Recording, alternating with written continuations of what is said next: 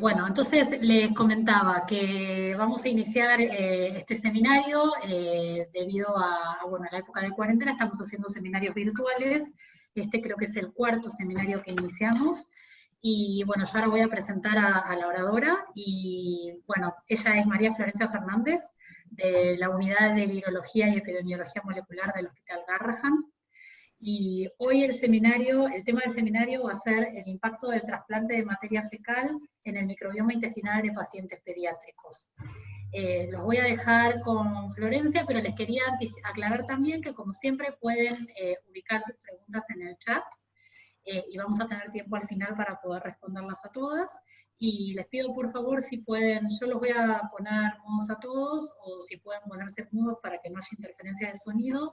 Yo voy a hacer lo mismo, y voy a apagar mi video, y cuando termine la presentación, si quieren habilitar sus cámaras, incluso si quiere alguien habilitar sus micrófonos para hacer alguna pregunta en forma oral, no hay ningún problema. Así que les agradezco nuevamente su participación. Florencia, te agradezco muchísimo también por tu participación, y te dejo para que arranques cuando vos quieras, ¿sí? Gracias. Bueno, muchas gracias, Julieta, por la invitación a estos webinars, y a Biosystem, ¿no? También, buenas tardes a todos. Y bueno, aparte, como decía Julieta, de lo que vamos a hablar hoy es sobre el impacto que tiene esta nueva metodología, que es el trasplante de materia fecal, en el microbioma intestinal de niños, de pacientes pediátricos. Le voy a mostrar unos resultados preliminares que tuvimos en un curso que participamos de Biosystem, para que bueno, les vamos a mostrar sobre esta metodología y nuestros estudios en este último año. Así que bueno, me parecía importante resaltar, ahí está, como forma introductoria, que hay tres términos que se confunden mucho cuando uno habla de lo que es la microbiota intestinal, que son microbiota, microbioma y metaboloma, que son tres términos distintos que muchas veces se confunden, que si bien los tres involucran lo que son el dominio de las bacterias, arqueas, hongos y virus, cuando uno habla de lo que es microbiota particularmente, está teniendo en cuenta la presencia colectiva de microorganismos que conviven juntos dentro de un mismo hábitat. O sea, ese mismo hábitat puede ser el intestino, que es de lo que nos vamos a buscar durante el día de hoy en esta charla, como también puede ser, hay muchos tipos de microbiota bucal, microbiota vaginal, microbiota cutánea, pero bueno, nosotros nos vamos a enfocar en lo que es la microbiota intestinal, que no es dato menor que de nuestro peso corporal, 2 kilos están destinados a lo que es nuestra microbiota intestinal. Son los intestinos y las bacterias que conviven en nuestro intestino. Y por otro lado, también otro de los términos que se confunde particularmente mucho con microbiota es microbioma. Cuando uno habla de microbioma, a lo que se refiere es al número total, estoy hablando de la parte genética, el número total de genes que provienen de microorganismos, o sea, el genoma microbiano, que no, tampoco es poco dato, que son más de 3 millones de genes que tenemos nosotros como seres humanos que provienen de bacterias, hongos, virus, etc. Y por otro lado, otro de los términos es el metaboloma. Cuando uno habla de metaboloma, todo esto de las nuevas ciencias ómicas, lo que tiene en cuenta es el conjunto de pequeñas moléculas químicas que se encuentran en una muestra biológica, como puede ser en este caso la materia fecal. O sea, las bacterias que conviven en nuestro intestino secretan un montón de aminoácidos, se alimentan, liberan metabolitos al ambiente, y el estudio de estas pequeñas moléculas químicas es lo que recibe el nombre de metaboloma.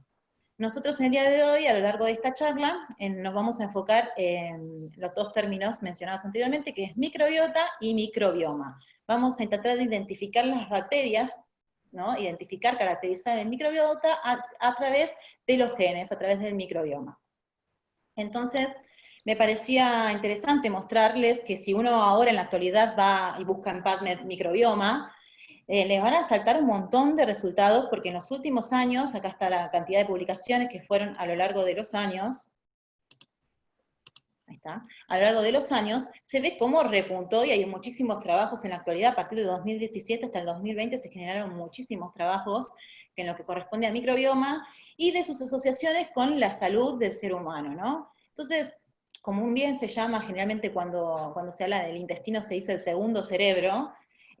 ¿Por qué no? ¿Por qué se le da esa entidad al intestino? Porque, para que tengamos en cuenta con respecto a lo que es el microbioma intestinal, y nuestro cuerpo como seres humanos, 3/4 de las células que posee son células microbianas, y solamente 1/4 son células humanas. O sea que nosotros como seres humanos en realidad somos un mundo bacteriano, entonces creo que es lógico pensar que las bacterias que nos forman, forman parte de nuestro cuerpo, pueden llegar a generarnos enfermedades, ¿no? Se vio que la microbiota está asociada a un montón de patologías eh, psicológicas, como también físicas, como colon irritable, con un montón de cosas que vamos a hablar más adelante. Y bueno, también, como todos estos estudios son bastante nuevos, esto fue el auge en los últimos años, inicialmente se creía que la microbiota era algo estático, ¿no? Como que no tenía muchos cambios a lo largo de los años, pero bueno, después en los últimos años por una empresa hizo un estudio transversal de diferentes cortes, de chicos de diferentes edades, personas de diferentes edades, y se vio que la microbiota es sumamente dinámica. Inicialmente uno cuando es en un bebé lo que se observa es que hay una gran diversidad y que a medida que van pasando los años esa diversidad se va perdiendo. Se sabe que, hablando de lo que es la microbiota intestinal, hay 4 filos, que es como una clasificación de las bacterias, que son los firmicutes, bacteroidetes, actinobacterias y proteobacterias, que son los que comúnmente se encuentran en la microbiota intestinal. Entonces, lo que se vio fue que inicialmente hay una gran diversidad cuando uno es bebé, incluso hasta se hace esa distinción entre si toma leche de fórmula, si toma leche materna, hay como también toda una línea que estudia eso, la microbiota en los diferentes tipos de alimentación de los bebés, y que a medida que uno va teniendo más años, se vuelve a transformar en niño, adulto y anciano, esa microbiota va disminuyendo su diversidad y va aumentando la cantidad de firmicutes en la microbiota intestinal. Eso es algo natural, ya se estudió la evolución de la microbiota en el ser humano y se observó eso. Y también es dinámica, pero no solamente por esto, es dinámica también porque hay diferentes tipos de intervenciones, como unas intervenciones farmacológicas, como la toma de un antibiótico, que puede llegar a influir en lo que es la microbiota intestinal. También se dio que diferentes entidades patológicas, distintas enfermedades, también tienen en cuenta, pueden llegar a enfermarnos y que tienen una microbiota distinta. Hay enfermedades como el autismo, hay enfermedades que se vio que una persona obesa versus una persona sana tienen una microbiota diferente. También el estado nutricional es dependiente de la dieta de cada persona, influye mucho en su microbiota. El ritmo circadiano, la cantidad de horas de descanso, las influencias ambientales, o sea, no es lo mismo una persona que convive acá en Cava que una persona que convive en el campo, mismo, sin ir más lejos, también dentro de acá de Buenos Aires, ¿no? El agua que toman, influye todo sobre la microbiota. Y la diversidad interindividuo propia de cada uno, por eso cada uno tiene su microbiota particular. Y también acá es lo que entra en juego un proceso de disbiosis, que parte de ese dinamismo que tiene la microbiota, que el término de disbiosis es difícil de caracterizar, porque bueno, se llama disbiosis a un desequilibrio de las proporciones de las bacterias, ¿no? Ahí está, un desequilibrio de las proporciones de las bacterias que están en el microorganismo, o sea, uno como seres humanos, nosotros cada uno tiene su microbiota particular, que tiene su composición de bacterias en el intestino. Ahora, esas bacterias están en una determinada proporción que componen una flora saludable.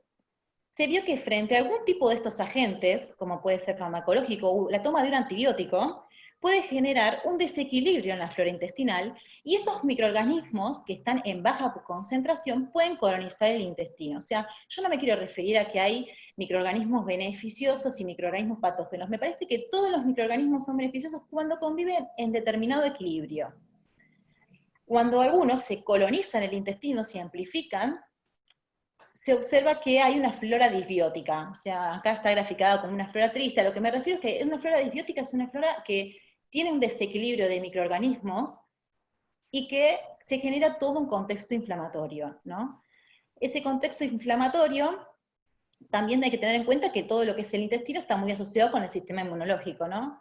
Y un claro ejemplo, que me parece que es para aclarar estas cosas, es una infección por Clostridium difficile. O sea, el Clostridium difficile se encuentra en una flora saludable aproximadamente en un 3%. Pero se vio que frente a toma de antibióticos de determinadas intervenciones, este microorganismo puede amplificarse esta bacteria en el intestino, generando una colonización y apareciendo una flora disbiótica, generando este desbalance en la proporción de microorganismos.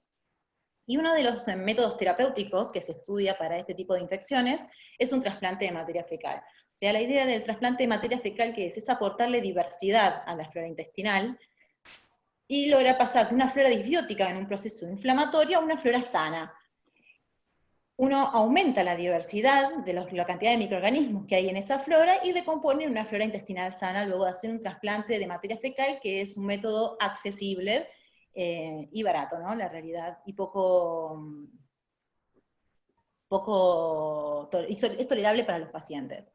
Entonces, frente a esto, ver cómo ese dinamismo de la microbiota, cómo cambia post-trasplante de materia fecal, uno de nuestros objetivos generales era caracterizar el impacto que tiene este trasplante de materia fecal en lo que es el microbioma intestinal de niños, de pacientes pediátricos, que bueno, que ya vienen bajo un periodo de distintos antibióticos, se vio que la quimioterapia, la radioterapia, un montón de factores en los chicos puede alterar su flora intestinal y generar una flora disbiótica, ¿no? Entonces ver cuál es el impacto que tiene ese trasplante de materia fecal en la microbiota intestinal.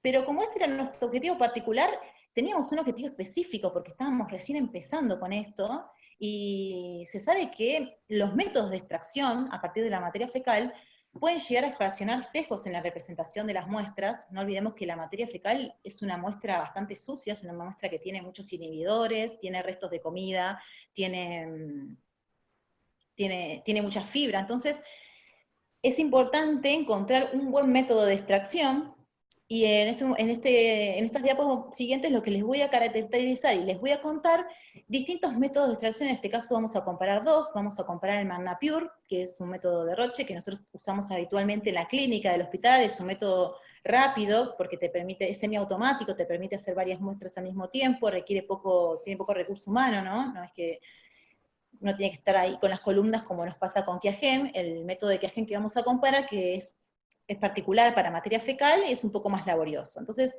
elegimos muestras antes y después del trasplante para analizarlas por los dos métodos.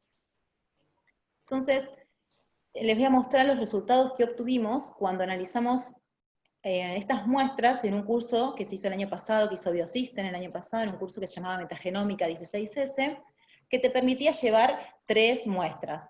Entonces nosotros, bueno, elegimos 2 muestras antes del trasplante de materia fecal y una post después del trasplante de materia fecal. Las 2 muestras que elegimos antes, una fue por el método, a partir de materia fecal extrajimos por el método de Qiagen, y la otra por el método de MagnaPure. Y solo como eran 3 muestras, la muestra post-trasplante de materia fecal fue por el método de Qiagen. Ahora, ¿cómo hacemos para, a partir de la genética, poder interpretar qué bacterias hay en la materia fecal? Porque estamos hablando de método de extracción, pero tenemos que identificar las bacterias, ¿no? Entonces, se sabe que el gen 16S, que tiene aproximadamente 1500 pares de base, es un gen que te permite identificar la bacteria. Se denomina como gen de la huella bacteriana.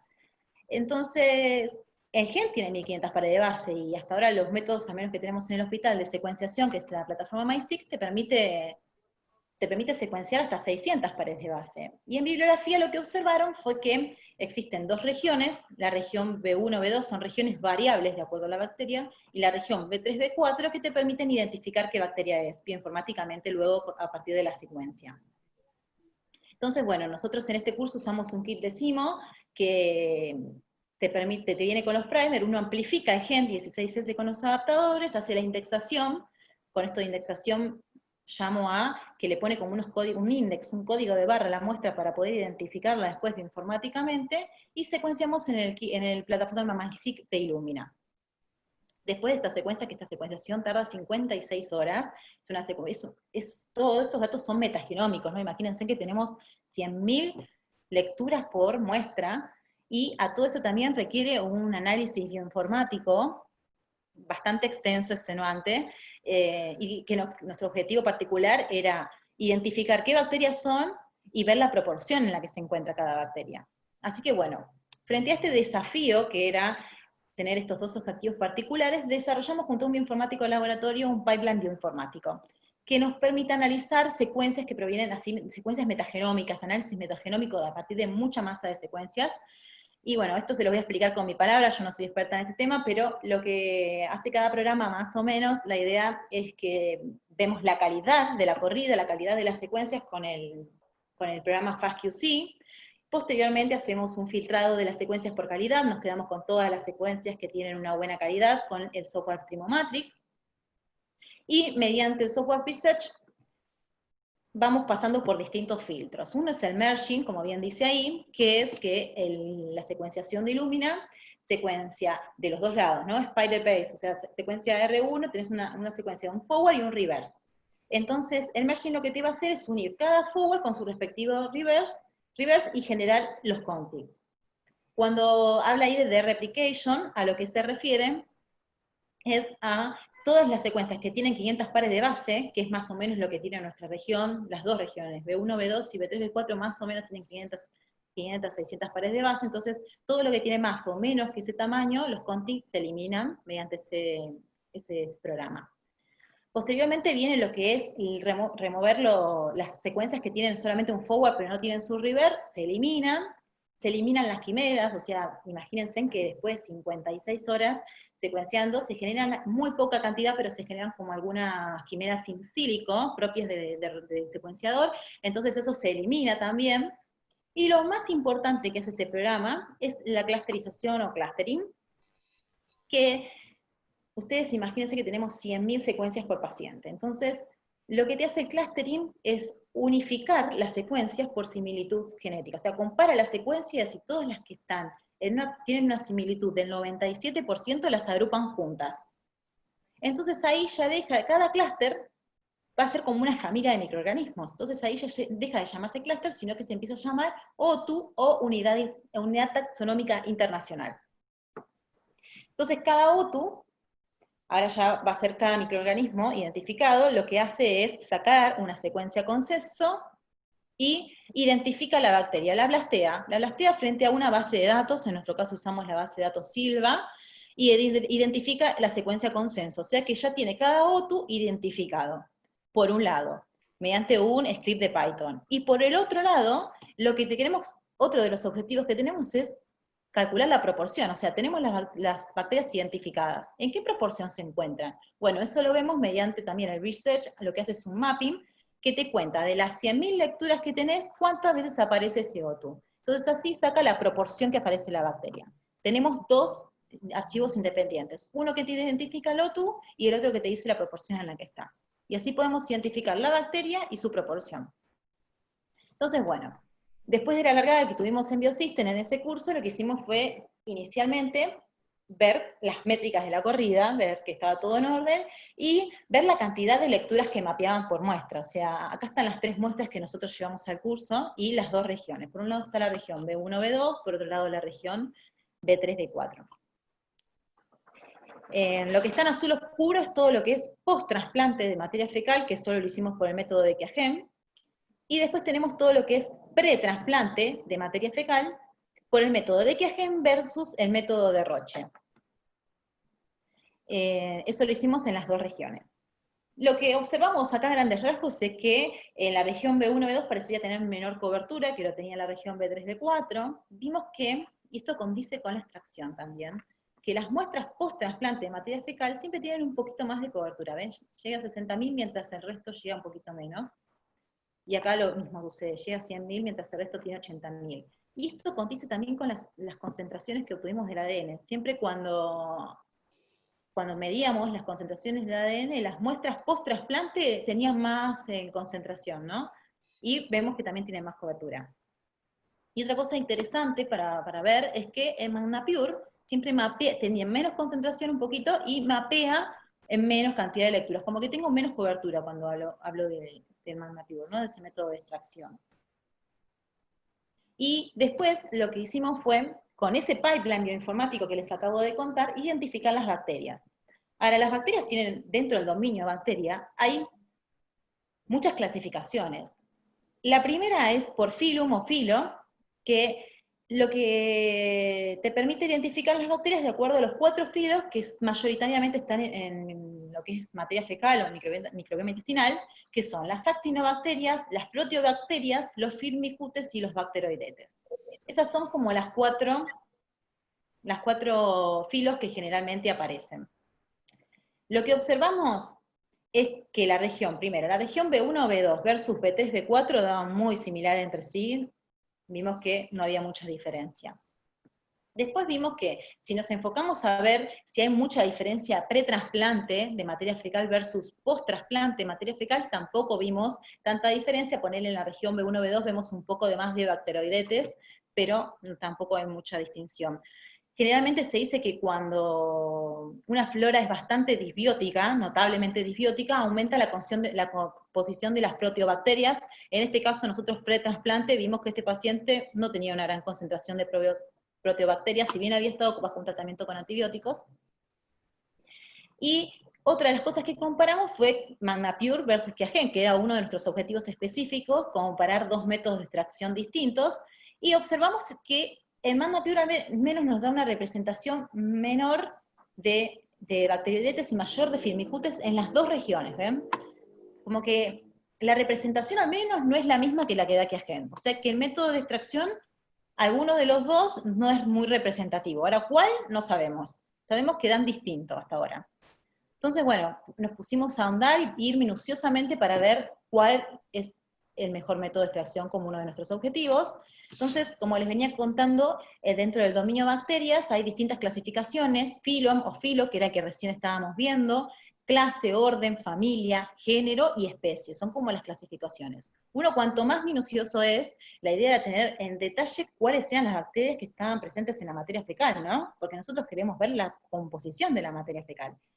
Y por filo lo pudimos hacer, lo logramos hacer con las dos regiones y nos dio bastante similar. Ahora, ¿cuán minucioso podemos ser y hasta cuánto podemos llegar en detalle? Entonces, utilizamos ese pipeline bioinformático que habíamos hecho y intentamos ir lo más lejos posible. Primero intentamos identificar a las bacterias por especie, clasificarlas por especie, algunas pudimos y otras no, entonces nos quedamos con las bacterias por género, lo cual también es muchísimo, es estar en mucho detalle. En general la bibliografía la clasifican por familia, orden, pero la verdad que nosotros lo logramos hacer por género, y bueno, ahora les paso a mostrar los resultados.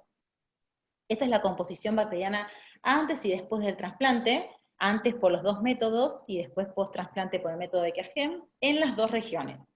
Entonces, bueno, vamos a ir descartando preguntas. Una de las preguntas era, como esto es algo muy preliminar, recién empezábamos, dijimos, bueno, ¿qué región es la que me permite tener mayor cantidad de clasificar, identificar mejor las variantes, las bacterias?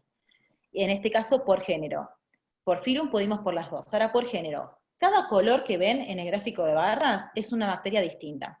Nosotros vemos que, si contamos cada bacteria, vimos que en la región B1, B2, pudimos identificar 21 bacterias por género, mientras que en la región B3, B4 pudimos identificar 19. Entonces, frente a la pregunta, ¿qué región es mejor? Pareciera, si bien es un paciente, ¿no? Pero pareciera que la región B1, B2 nos permitió identificar más bacterias por género. Ahora, bueno, enfocándonos en lo que es pretrasplante versus post-trasplante. Nosotros vemos que a la simple vista se ve que hay una mayor diversidad post-trasplante. O sea, el trasplante impactó generando una mayor diversidad en la flora intestinal. Ahora, tercera pregunta, ¿qué método de extracción, no? Si Qiagen, si Roche, si MagnaPure, ¿cuál fue eficaz? Porque si vemos y comparamos los perfiles de la clasificación de las bacterias por género, vemos que da distinto. O sea, Qiagen da distinto a Roche. ¿Cuál es el mejor? ¿Cuál es el que te representa la verdad? No lo sabemos. Entonces, ahí nos enfocamos en algo más minucioso todavía, que fue hacer un gráfico por bacteria. O sea, cada bacteria que está acá, hicimos un gráfico individual, pre-trasplante, post-trasplante por los dos métodos, Qiagen versus Roche. Y ahí fue cuando encontramos algo muy interesante, que es que en la región B1, cuando nos enfocamos en la región B1, B2, vimos que los lactobacilos, que son unos microorganismos que la realidad es que son los ideales cuando uno hace un trasplante de materia fecal, que se amplifiquen post-trasplante, porque son bacterias súper benéficas. Son bacterias que también llamadas probióticos. Son esas bacterias que en el intestino lo que hacen es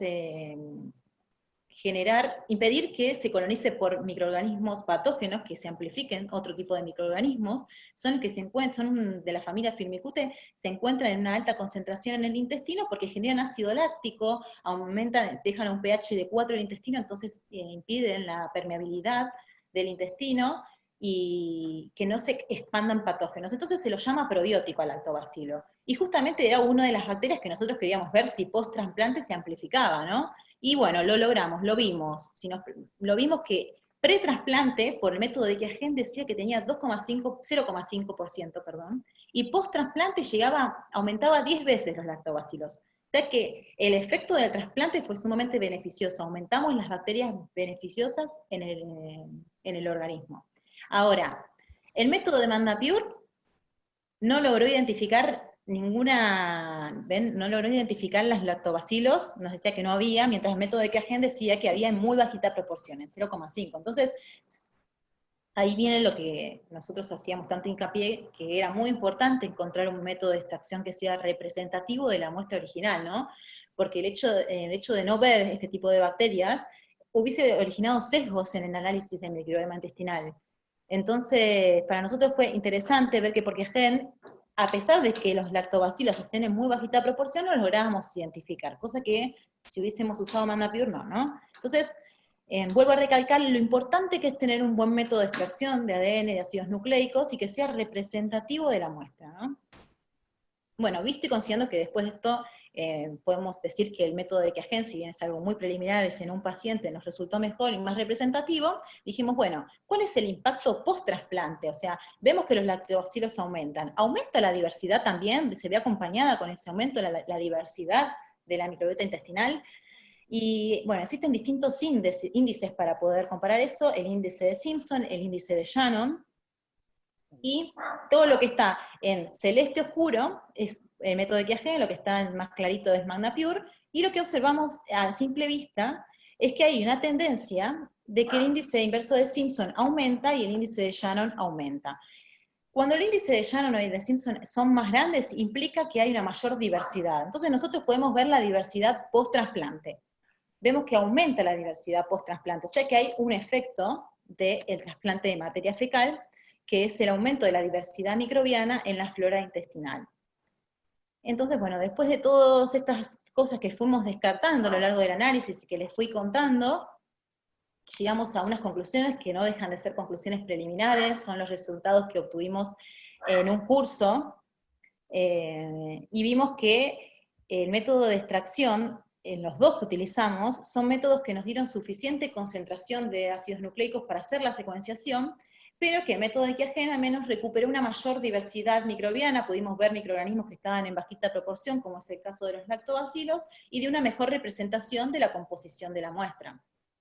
Y destacamos la importancia del método de extracción porque te permite generar un perfil representativo del microbioma intestinal humano, y recalcamos la importancia que tiene el trasplante de materia fecal cuando haya una colonización por algún microorganismo patógeno, debido a que genera un aumento de la diversidad microbiana intestinal, y no olvidemos que, bueno, que en la realidad de que un trasplante de materia fecal es un procedimiento sumamente accesible, es barato, y es poco invasivo para el paciente, y permite recomponer la flora intestinal y disminuir todo este contexto inflamatorio que genera una flora disbiótica, ¿no?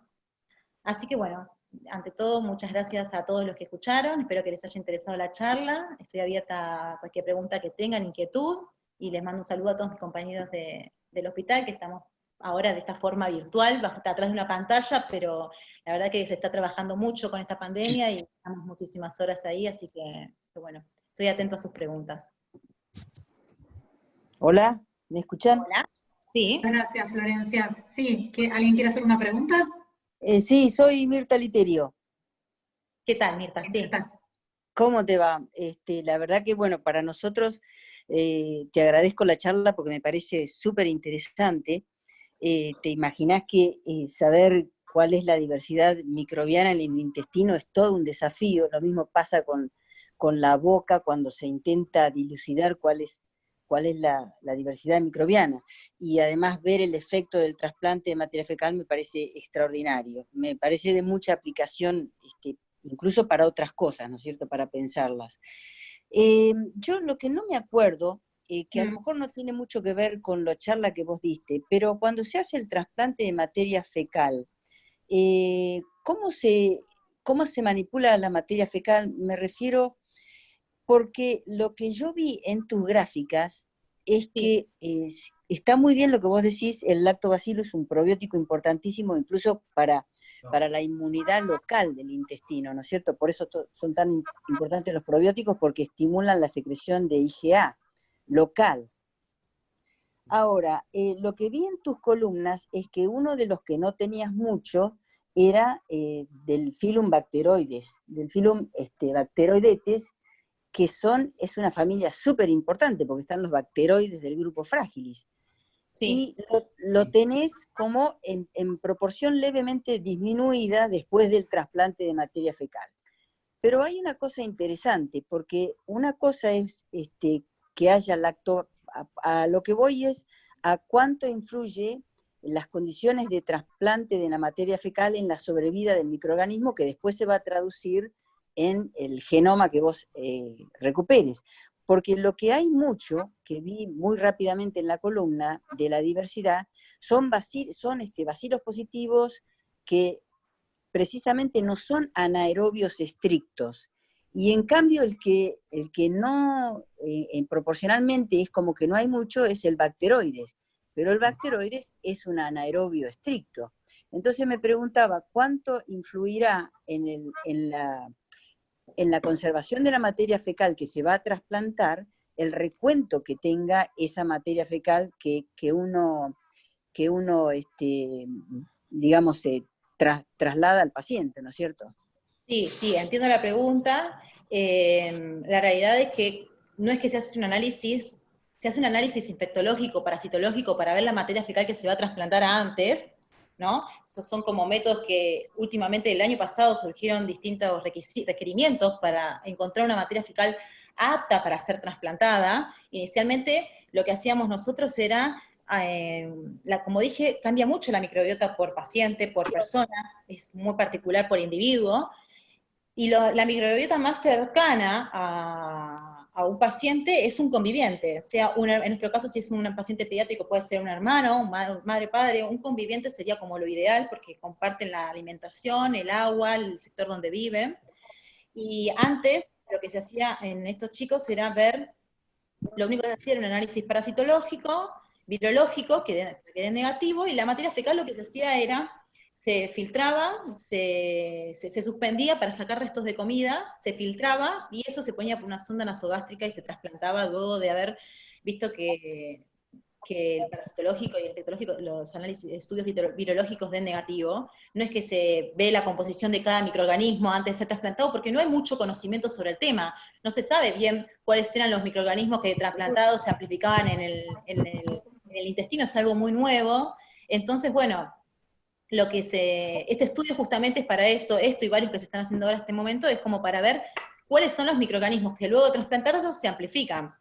Todavía no se sabe esto, se sabe que poner los lactobacilos aumentan, las blautias aumentan post-trasplante, pero no se sabe cuáles son los que se amplifican post-trasplante, es la realidad. Lo único que el objetivo principal y que se ve que funciona es aumentar la diversidad microbiana post-trasplante. Sí, bueno, que te digo, bueno, me dejaste un montón de intríngulis con la charla, pero bueno, la verdad que es un tema hermoso y fascinante, y bueno, da para muchísimo más. Sí, sí, sí, sí, esto es algo Nosotros muy preliminar. Perdón. sí, nosotros estábamos participando un poco en esto del trasplante de materia fecal, haciendo el estudio preliminar, justamente como vos decís, de los controles, de ver si no hay algún Clostridium difficile en esa materia fecal. Y se está cultivando, pero bueno, me parece súper interesante lo que están haciendo. Sí, mismo Clostridium difficile, que uno lo ve, por eso no quería cuando hablaba de disbiosis como verlo como un patógeno, porque la realidad es que la microbiota habitual se vio que está en un 3%. Lo que pasa es que, Bueno, claro, sí, se vuelve patógeno cuando se amplifica ese microorganismo, ¿no? tal Pero cual, no sí. hay microorganismo benéfico o beneficioso o microorganismo patógeno, sino que la proporción en la que está en la microbiota es lo que hace que sea perjudicial para el organismo o saludable, ¿no? Tal O biótico. No, tal cual. Bueno, con Clostridium difficile tenés como todos los anaerobios, como son oportunistas, es un microorganismo que para adjudicarle el rótulo de agente etiológico se necesita mucho más que aislarlo. A lo mejor lo aislás, pero para ponerle el rótulo de agente etiológico es mucho más difícil. Pero bueno, me parece súper interesante. Bueno, te paso a hacer... Ay, perdón, discúlpame. Te hago algunas otras preguntas que hay acá, Flor, que por ahí también las podés ver, no sé, pero... Bueno, dale, sí. Me preguntan, ¿en qué patologías sería indicación el trasplante? Bueno, la realidad es que particularmente la patología en la cual estamos estudiando nosotros el trasplante de materia fecal es confidencial por el momento. La realidad es que se vio en varias patologías que lo están estudiando como método terapéutico. Se vio, bueno, la infección por Clostridium hace un montón, difícil hace un montón que se hace unos cuantos años, pero también se vio que, por ejemplo, en chicos con autismo, chicos en obesidad mórbida, en la parte nutricional, en la parte de déficit, en personas que tienen déficit de determinados ácidos grasos, se vio que un trasplante de material fecal es beneficioso. En los chicos con autismo se vio, no se hace un trasplante, no digo que se haga un trasplante de materia fecal, pero que se vio que como la microbiota es distinta, podría llegar a ser cambiarle la dieta primero, y después podría llegar a ser como un método terapéutico para ver si hay una respuesta favorable el hecho de hacer un trasplante de materia fecal. Hay varias circunstancias, varios parámetros clínicos que se tienen en cuenta, pero el área es muy aplicable para lo que es el área de la nutrición, el área de enfermedades psiquiátricas, psicológicas también, lo están aplicando. Bueno, acá hay algunas felicitaciones, muy buena presentación, gracias Florencia. Acá preguntan, ¿cómo realizan, si esto lo sabes, cómo realizan el trasplante de materia fecal? Sí, bueno, la materia fecal, como decía, inicialmente era también todo un tema qué materia fecal se elegía, ahora está mucho en auge lo que es encontrar un superdonante, o sea, una Sí, materia acá, fecal. perdóname, hay otra pregunta que se relaciona con esta porque pregunta, ¿cómo evalúan a los donantes? Por ahí se pueden Claro, asociar los dos, ¿no? Por eso. claro, bueno, mira, hace un año atrás, un año y medio atrás, cuando se hacía un parasitológico, daba negativo, esa materia fecal se filtraba, se centrifugaba y se coloca por una sonda nasogástrica con un poco de anestesia local. Esa es la forma de hacer un trasplante bajo seguimiento ecográfico, ¿no? Para ver que llegue la sonda correctamente al intestino. Pero, ¿cuál era la otra pregunta? Perdón. No, ¿cómo evalúan a los donantes? Que creo que lo dijiste, porque dijiste que se veía Bueno, que no tuvieran nada patológico, ningún, claro. claro, bueno, inicialmente había solo un parasitológico, y el año pasado un paper de Nature salió en el cual, bueno, lo que ofrecían y lo que aconsejaban, un requerimiento antes de hacer el trasplante, era también ver toda la parte virológica, ¿no?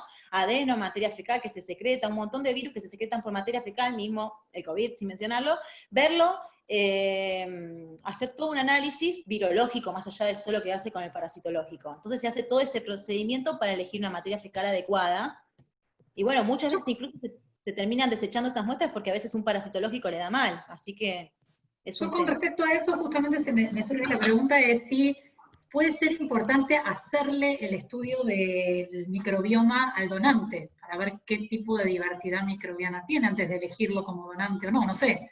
Porque si uno busca aumentar diversidad, ¿no? No sé. Y bueno, acá lo que mostré es nosotros en el curso podíamos llevar solo 3 muestras, ahora hicimos una largada en Biosystem la semana pasada, la idea es analizar todas las muestras, y mismo estudiar a los donantes, y bueno, como decía, ahora está muy de moda el hecho de estudiar, no elegir un conviviente, sino elegir una materia fecal tipo universal, que tenga todos los microorganismos beneficiosos que sabe que no ocasionan en alta concentración ningún tipo de enfermedad en el intestino. Entonces la idea es encontrar un donante universal, ¿no? Están mucho con esa es la nueva teoría de buscar un donante que tenga solamente lactobacilos, estudiar bien los microbiomas, ver cuáles son los microorganismos que están amplificados, que son benéficos para cualquier ser humano, y solamente hacer un trasplante con esos microorganismos. Entonces es elegir como el donante de materia fecal universal. Se está mucho estudiando sobre ese tema. Acá, otra pregunta que dice es, espera, veo que alguien quiere hacer una pregunta en forma oral, porque veo que alguien Sí, como que por pide favor. la palabra. Laura Gliosca, ¿puede ser? No, soy Francesca Ruiz, de Río Cuarto. Soy la doctora Ruiz de la Universidad Nacional de Río Cuarto. Buenas tardes a todos. Me pareció muy interesante la charla, Florencia. te quería felicitar, te quería decir algunas cositas.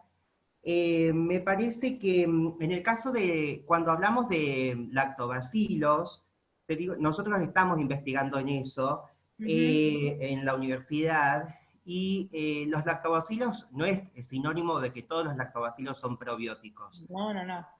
No, porque por ahí en la disertación quedaba como de manifiesto que como eran lactobacilos, eran probióticos per se, y no es así. Pero más allá de eso, me pareció sumamente interesante. Yo esta charla la encontré a través de una colega que es genetista, y me comentó de esta charla, me uní, porque justamente nosotros en la dinámica que tenemos en la parte de diagnóstico microbiológico o de bacteriología, en las cátedras que nosotros estamos dando, una de las disertaciones tiene que ver con microbiota, el microbioma y demás. Con respecto a esto del trasplante de materia fecal, para mí era sumamente novedoso que se hiciera acá en Argentina. Yo no sabía si lo están haciendo de rutina, bajo ciertos protocolos, si hay un consentimiento, porque, digamos, tenía entendido de que hasta el momento no estaba universalmente aceptado el procedimiento, pero que era muy beneficioso para algunos procesos infecciosos o algunas enfermedades que no tenían otra solución, y como última instancia, te das cuenta desde el punto de vista terapéutico, no sé si me estoy explicando, te mareé, perdóname, pero bueno. No, entendí perfecto. Sí. Esas cosas fueron igual las que traté de evitar durante la charla. Perdón.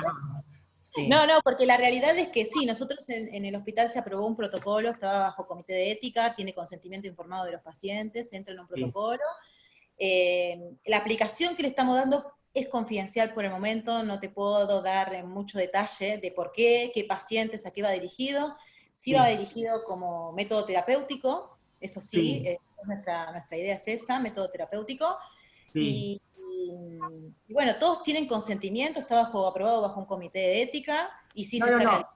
Me parece perfecto. Es más, me encantaría mantener un contacto, porque realmente nosotros en el interior decimos que Casa Central está en Buenos Aires, no sé si la mayoría de los oyentes son de Buenos Aires, pero bueno. Hay de todo, creo, hay de todo. Bueno, bienvenido sea, pero nos interesa, me pareció sumamente importante lo que vos acabas de comentar, y con respecto a los resultados que vos pudiste remarcar, las últimas columnas que correspondían en general a la mayor diversidad, yo te preguntaba si ustedes pudieron dilucidar, por ejemplo, ¿cómo sabían ustedes? Por supuesto que si vos le estás haciendo el trasplante de materia fecal, en ese paciente va a haber una mayor diversidad, eso es inevitable.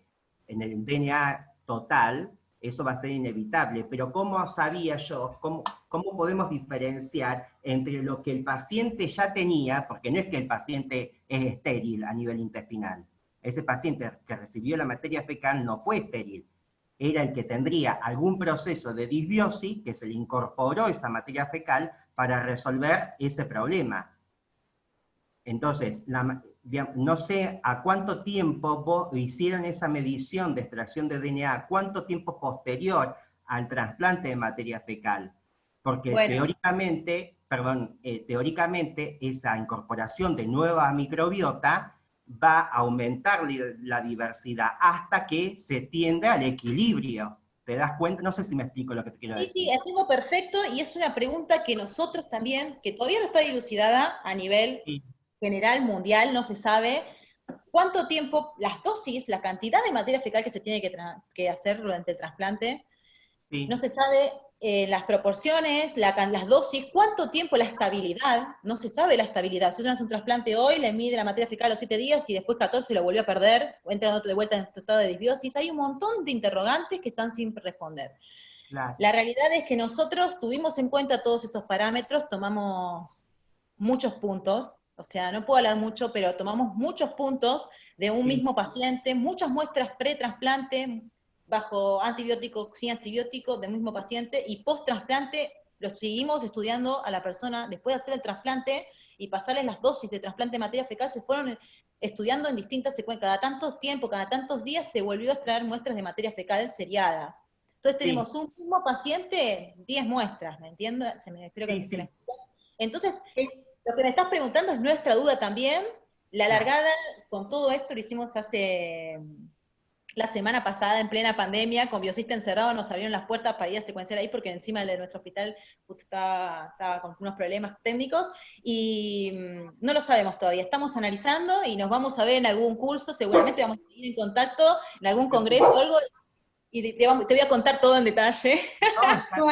Algo que yo quería comentar, perdón, es que esto lo hablamos con Florencia antes del seminario, y ella nos comentó que era muy preliminar todo lo que tenía y que había mucha información que no podía compartir, pero nos parecía que igualmente podía ser interesante introducir el tema, más porque sabemos que hay muchos estudios de metagenómica que se están haciendo en el país, muchas muestras que se van afuera, y nos parecía bueno traer este tema, digamos, a estos seminarios, y el año que viene probablemente nos pueda contar más, la invitaremos de nuevo y nos pueda contar un poco más de los resultados y más detalles sobre los protocolos y sobre para qué se está usando y todo esto. Pero bueno, nos parecía que a pesar de ser preliminar, podía ser importante introducir este tema. No, está fantástico, pero mirá, yo quedé contenta porque digo, qué bueno que en Argentina lo pudieron empezar a realizar. Por eso yo decía, qué raro, tenía desconocimiento con nuestro país, sí, porque sí sé que, por ejemplo, en Europa específicamente hay varias universidades en Alemania, que después hablando con Florencia podemos intercambiar, se dedican justamente, están bastante avanzados. Uno de los grupos es de Pierre Kork, en Alemania, en Heidelberg, creo que es la universidad, que se dedica, que fue pionero en el estudio de trasplante fecal, por eso justamente me interesó la charla y demás. Claro, por supuesto. Bueno, te voy a hacer las siguientes preguntas, Flor, para que podamos contestarlas todas. Acá hay otra pregunta. ¿De qué forma se conserva la muestra de materia fecal antes de realizar la extracción del ADN? Y bueno, eso también es otro tema muy interesante, muy buena pregunta. Fue una de las primeras preguntas que nos hicimos nosotros, porque la realidad es que no todos los pacientes están internados, muchos son ambulatorios, y la materia fecal, la verdad que es, como dije, es una muestra bastante dificultosa para la extracción, y es una muestra bastante dificultosa porque no tenemos un reloj cronológico que el chico va a realizar sus deposiciones a determinado horario, porque lo ideal era inicialmente que sea a la mañana la muestra y que la traigan refrigerada al hospital, ¿no? Pero no se puede, porque no es que uno lo hace a la mañana y lo obligás al chico que se siente y haga a la mañana las deposiciones, claro. Es muy difícil. Entonces, la realidad es que por ahora lo estamos haciendo con la gente que está, los chicos que están internados, que entonces en cualquier momento se puede guardar la muestra. Y no están, lo que dice la bibliografía es que máximo puede estar 4 horas a heladera, para que no pierda su composición. O sea, el problema, ¿cuál es el problema en realidad? Así como tengo un sesgo, puedo llegar a tener un sesgo por el método de extracción, puedo llegar a tener un sesgo por el hecho de que hay microorganismos, no todos los microorganismos son igual, algunos más lábiles que otros, entonces se pierden con el hecho de no estar bien refrigerados, ¿no? Lo ideal sería que enseguida vayan a menos 80. Otra pregunta era, bueno, ¿se va en un buffer a menos 80, un buffer que conserve mejor? No.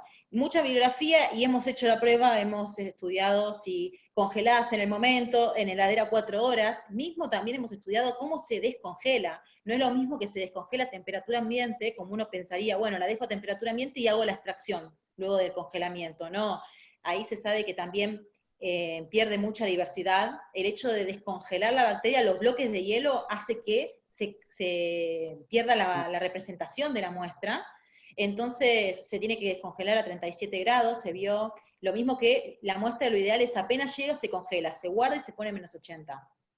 Sin ningún tipo de buffer, por ahora fue lo que mejor nos funcionó. Nos da mejores extracciones y parece ser representativa. Y otra cosa que, bueno, Simo también tiene como unos controles, entonces hicimos esas pruebas para ver si cambiaba la composición, y al menos, ya vuelvo a decir, esto es todo preliminar, no analizamos la corrida de la semana pasada, pero pareciera como que estamos actuando de una manera correcta, o sea, se congela la muestra apenas llega y se descongela 37. Perfecto. Acá preguntan, ¿pudieron comparar con lo que sucede con los cambios en la microbiota que producen tratamientos alternativos? Gracias. ¿Pudieron comparar? Yo no le entiendo mucho la pregunta tampoco. Sí. No sé si la persona que la hizo quiere aclarar algo. Silvana dice acá. ¿Pudieron comparar con lo que sucede con los cambios en la microbiota que producen tratamientos alternativos? No. No sé, yo no entiendo muy bien la pregunta, no sé si vos, Silvana, no sé si estás todavía, si querés aclarar algo. No sé quién es. Bueno, te hago otra y si vuelve esta persona o si pone algo más abajo, vemos. Acá Dale. preguntan, ¿el sesgo que se vio con la extracción por MagnaPure fue solo sobre Lactobacillus? ¿Fue algo inespecífico del género? Muy buena No. la charla, gracias. No. También lo vimos, pero muy poquita proporción con las Blautias. Vimos en general, o sea, la composición era distinta. MagnaPure versus Kiagen fue distinta a la composición de la gran mayoría de las bacterias. No es por género, pero sí vimos este caso anecdótico que fue el de los lactos, y los Lautias también cambiaban mucho. O sea, por Magna decía que tenía... Y son, si bien son del filón Firmicute, son bacterias distintas, y vimos que pasaba lo mismo. O sea, hay sesgos en lo que es la extracción por MagnaPure. O sea, para la clínica es espectacular, es la realidad, se usa habitualmente, sacás en 2 horas un montón de extractos, cuando tenés que hacer mucho volumen de muestras, pero bueno, para los estudios metagenómicos, y además hay que tener en cuenta que es una materia fecal, que es súper sucia, es súper contaminante, es muy difícil de extraer, no es fácil, ¿no? Las bacterias son distintas a la sangre, por ejemplo, las bacterias tienen pared, y la pared, las gram positivas, las gram negativas, es más difícil la extracción de las gram negativas que de las gram positivas, o sea, hay todo un trasfondo, ¿no? Que es distinto a una extracción a partir de sangre, como estamos nosotros al menos acostumbrados. Claro. Sí. Después, perfecto, acá dicen, se sabe, acá hay alguien que quería, creo decirlo verbalmente, Laura Glioska dice, se sabe que la microbiota entérica es bastante estable independientemente de las etnias, pero remarcaste que había modificaciones con la edad, por lo que sería importante respetar la edad del donante y el receptor. Sí. Entonces es un comentario más, me parece que No, lo tenemos en cuenta y lo respetamos, por eso en general si son niños no se usa, o vemos si es de un adulto o si es de un hermano. Lo ideal es... Después, ay, perdóname, discúlpame. No pasa nada. Acá también hacen otro comentario. En realidad creo que se debería hacer un estudio más profundo al donante, mínimo su estado inmunológico. O sea, estar como, dice acá después, microbioma saludable, o sea, saber que el microbioma es saludable. Que bueno, entiendo que eso un poco sí lo tendrían en consideración por lo que dijiste. Sí, se hacen todos los estudios ya parasitológicos, virológicos, y en general no es lo adecuado. Lo adecuado es hacer un trasplante de la materia fecal, pero que la materia fecal sea, como dije, cada microbiota, cada flora intestinal es distinta por persona. Entonces lo ideal es que sea de un conviviente. O sea, se hacen todos los estudios pero de la materia fecal para no estar transmitiendo nada durante el procedimiento, pero lo ideal es que sea de un conviviente porque va a ser lo más parecido a la materia fecal del chico, ¿no? O sea, el hecho de compartir el agua, la misma alimentación, como puede ser un hermano, es lo adecuado porque es lo más parecido a lo que tendría el chico. Acá Juan Bustamante dice que quiere hacer unas preguntas en forma oral también, así que si quiere sacarse el mudo, desmutearse, a ver. Muchas gracias, Juan. Julieta. ¿Qué tal? Buenas tardes a todos. Soy ¿Cómo Juan estás, Juan? Bustamante de la Universidad Austral. ¿Cómo estás, Florencia? Te hago unas preguntas de tu charla. Para empezar, me gustó mucho. Felicitaciones por lo que están haciendo. Y tengo varias, por eso prefería hacerlo en forma oral. La primera es que no sé bien cuánto tiempo pasó entre los análisis pre y post trasplante. Esto lo pregunto más que nada pensando un poquito en si hicieron algún seguimiento o control sobre la dieta del paciente durante el periodo de muestreo. No se hizo control con respecto a la dieta, y de trasplante fueron más o menos una semana. En este paciente creo que fue una semana. Y si eso sigo, o sea, acá pusimos 3 puntos porque era justo lo que el curso de Biosystem nos permitía llevar, 3 muestras por persona, pero bueno, como dije anteriormente, en la largada que hicimos la semana pasada, por paciente tenemos 10 puntos mínimo. O sea, antes, contemplándolos antes y después. Le hacemos un seguimiento seriado post-trasplante para ir viendo la composición y qué cambia. Y la dieta en general son ambulatorios, es la dieta que se le da en el hospital, sí se tiene seguimiento de eso. Todavía no cotejamos datos, no hicimos nada de eso, pero me parece un aporte y es interesante verlo también, ¿no? Claro, yo te pregunto principalmente porque, como bien mencionaste vos durante la charla, como ya sabemos que la microbiota es súper dinámica y que cambia mucho en función de la dieta, pensar en una ventana de 7 días aproximadamente, como vos decías, y recordando un poquito las gráficas que mostraste, donde el Lactobacillus, que fue el que más mostraste, el género que más mostraste específicamente, el índice de Shannon te daba una diferencia, pero no era tan grande. Quiero decir, No, tal cual. pre-trasplante Es una estaba cerca de tendencia. 2. ¿Cómo? Perdón. Sí, tal cual, lo que decís vos, es una tendencia lo que da. No podemos hacer una estadística sobre un paciente y 2 muestras de un mismo paciente. Entonces, por eso no me animé ni siquiera a hablar de nada de estadístico, es una pequeña tendencia que se ve en la largada que vimos la semana pasada, que estamos analizando los datos, vemos que hay muchísimo más, o sea, es verdad que no es mucha la diferencia que hay pre y post-trasplante, y si te fijas en esos pacientes, tampoco vemos, en este paciente particular no vemos una flora muy disbiótica pre-trasplante, pero bueno, es un paciente. En los demás estamos viendo, estamos analizando, pero parecería ser que es una flora con mucho más contenido de proteobacterias y menos de firmicutes y de bacteroidetes, ¿no? Claro, porque lo que me preguntaba en ese contexto, un poquito bastante relacionado a algo de lo que planteaba Mirta y también Francesca recién, es si ese cambio que ustedes estaban observando del Lactobacillus particularmente se debía realmente al trasplante o no. Quiero decir, tal vez a un cambio en la dieta de la persona, tal vez debido a la internación y cuestiones de estrés, lo que sea, porque la diferencia no fue tan significativa. Y después, bueno, también estoy de acuerdo con lo que planteaba, creo que era Francesca, de que inevitablemente iban a haber un cambio en la diversidad porque justamente lo que estaban haciendo era, digamos, transferir una carga importante de microbios, tanto de bacterias como de otros microbios también. Entonces, por ahí pensaba preguntarte para ver si ustedes habían hecho algún control en el seguimiento como para saber si eso se mantenía o no, Bueno, o cuán representativo era. sí, no, vuelvo a decir que todavía esos datos los estamos analizando y por ahora no puedo dar mucho detalle, pero sí, o sea, tenemos seguimiento de los pacientes post-trasplante a más de un mes, incluso. Florencia, Bárbaro. discúlpame, ¿puedo intervenir 2 segunditos? Te quería decir esto. Con respecto a esto del trasplante, que me parece maravilloso, y aparte te voy a señalar otra cosa, que ustedes, es un estudio que están realizando desde Argentina, y que la mayoría de todos los estudios que hablan de microbioma refieren hasta el nivel de filum o subfilum, como dijiste vos, y el avance que están logrando a través de estos métodos de extracción y llegar al nivel de identificación, al nivel de género, es maravilloso. Imagínate que nosotros lo realizamos a veces a través de simples pruebas bioquímicas en el diagnóstico. Entonces imagínate que conseguir esto, la identificación hasta a nivel de género, es valiosísimo, y más hablando de materia fecal, donde tenemos más de día a la 10, día a la 11, día a la 12, UFC por gramo de materia fecal.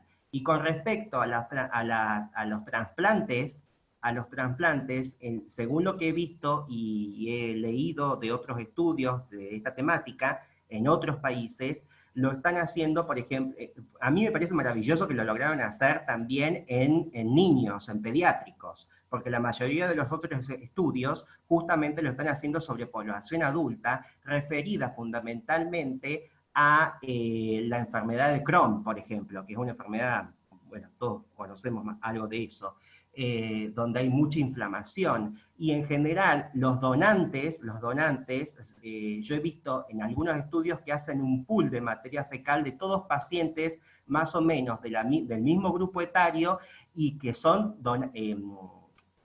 ¿cómo se dice?, que están sanos con todos estos estudios, todas estas cosas que estás diciendo vos, que tienen lo que podés comentar, no te quiero decir. Pero una de las cosas más importantes es que Qiagen, creo que es el que mejor daría los niveles de extracción de DNA y que llegan al nivel de género, al nivel de género que es difícil, la mayoría de los estudios de metagenómica no llegan a los niveles de género. Entonces es importante lo que están haciendo. Sí, sí, creo que también fue un logro y un desafío para nosotros con respecto al análisis bioinformático, porque el hecho de dar esa profundidad fue también eh, en la región que se amplificó, B1, como mencionaba, versus Sí, B1, B2, B3, B4, que vimos que en algunos tuvimos mejor clasificación que otros, sí, que otra sí, región. sí, Y bueno, el método de extracción puede tener también que ver, pero yo creo que lo que más tiene que ver es la base de datos con la que uno compara cada sí, OTU, ese Silva que nosotros utilizamos, eso también va a depender mucho de qué bacterias, cómo identifica cada OTU, la base bioinformática, sí. y además el pipeline bioinformático, el hecho de ir filtrando y ir mejorando la cantidad de secuencias que uno se queda, ¿no?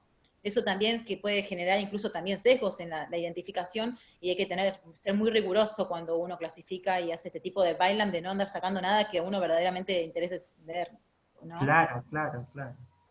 Qué bueno. Bueno, disculpen, hay algunas preguntitas más, pero ya estamos un poco pasados de la hora y no quiero retenerte mucho, pero bueno, también hay muchas felicitaciones. Si querés, yo estoy guardando acá las preguntas y después te las puedo pasar o comentarios, por si surge algo importante que alguien necesite saber y lo respondemos, ¿sí? Pero bueno, de mi parte te quiero agradecer mucho esta presentación, aunque fuera preliminar, porque bueno, yo sabía que me parecía que iba a ser interesante para la audiencia.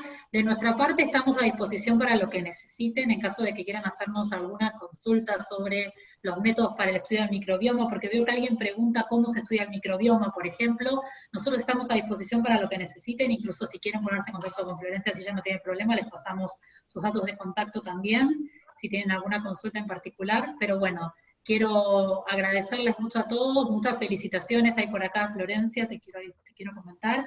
Y alguien comentó también que en el Hospital de Clínicas de Capital están haciendo trasplante de materia fecal en adultos en pacientes con Clostridium difficile. Les Sí, comento porque... parte de este trabajo es con colaboración con el Hospital de Clínicas también, que han aportado su conocimiento y participan en la parte de trasplante, es una realidad. O sea, no lo comenté porque, bueno, como digo, hay muchas cosas que son confidenciales. Ya se van a poder sacar todas las dudas, cualquier cosa con Juli le manda mi contacto, todo va a ser bienvenido porque me parece que esto es algo que estamos aprendiendo y que mucho no se sabe todavía. Y bueno, ya nos vamos a ver en algún curso, en algún congreso presencialmente cuando termine todo esto y voy a poder contar todo en más detalle, quizás van a entender un poco mejor el objetivo nuestro, pero bueno, todavía es algo muy preliminar y confidencial, entonces por eso no pude ahondar mucho en detalle, ¿no? Perfecto, se entiende. Si el año que viene podemos salir de la cuarentena, que espero que sí, hacemos un evento presencial, te invitaremos para que nos cuentes más en detalle los resultados de todo esto, porque es interesante. Y de nuestra parte, bueno, este año pensábamos, en nuestra idea, repetir el curso de análisis de metagenómica por 16S, si es factible, vemos cómo sigue evolucionando a lo largo del año. Nosotros tenemos un laboratorio demo acá en la empresa, así que obviamente serán todos invitados los que puedan participar en caso que podamos hacerlo. Así que les quiero agradecer nuevamente mucho a todos y mañana sale invitación para un seminario la semana que viene, un tema totalmente distinto, pero bueno, mañana sale la invitación del seminario. Así que muchas gracias a todos y lamento las preguntas que nos hayan podido responder, pero voy a ocuparme de ver que podamos darles la respuesta que necesitan, ¿sí? Muchas gracias a todos. Bueno, Hasta luego gracias. para todos. Gracias, Florencia. Felicitaciones.